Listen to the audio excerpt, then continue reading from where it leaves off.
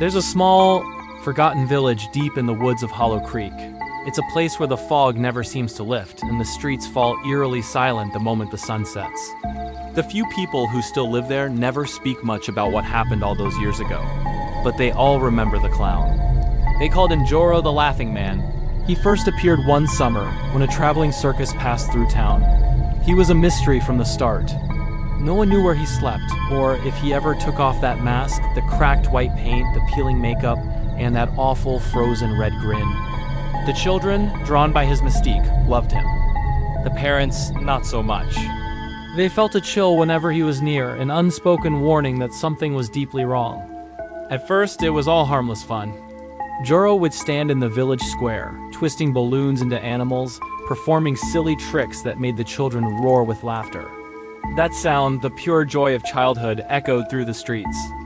But then, one night, the laughter changed. It grew distorted, warped. It no longer came from the square, but from the dark, whispering woods that surrounded them. The first child to vanish was little Mina. She was a sweet girl with bright red shoes. Those shoes were all they ever found, lying beside the muddy banks of the creek.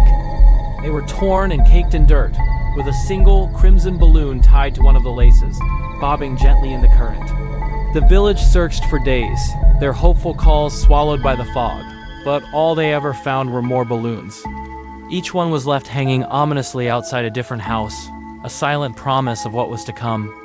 After the fifth child disappeared, the traveling circus packed up in the dead of night.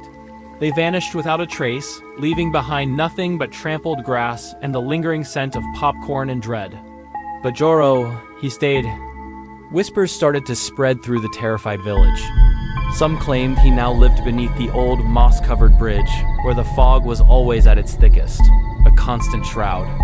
Others swore they saw his silhouette at night, standing motionless near the abandoned schoolhouse, humming that same off-key tune the children used to laugh at. His presence was a dark stain on the town, a ghost that refused to leave. No one ever dared to go and check. The fear was too great. Years passed, turning into decades. The village of Hollow Creek tried to forget, to bury the memory of the missing children and the laughing man.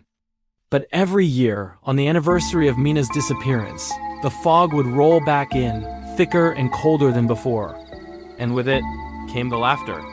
People say if you're brave or foolish enough to walk alone through Hollow Creek after dark, you can hear it. The slow squeak of oversized shoes on wet pavement, dragging just behind you. And then, that awful, high-pitched giggle. They warn you never to turn around, but some do. And if you do, you'll see him standing there under a flickering streetlight, holding a single red balloon. He won't move. He'll just tilt his head, that painted smile stretching impossibly wide, and whisper your name. The next morning, they'll find another balloon floating down the murky creek, right against the gray water. And someone else will be missing. They say the village of Hollow Creek is completely empty now, a ghost town lost to time. But sometimes travelers who take the wrong turn and pass through still report seeing something strange. Fresh balloons, tied to the decaying fences. Red, bright, waiting. Thanks for watching DarkFrame. If you enjoyed this story, don't forget to like, subscribe, and hit that notification bell so you never miss another descent into the darkness. Stay safe out there.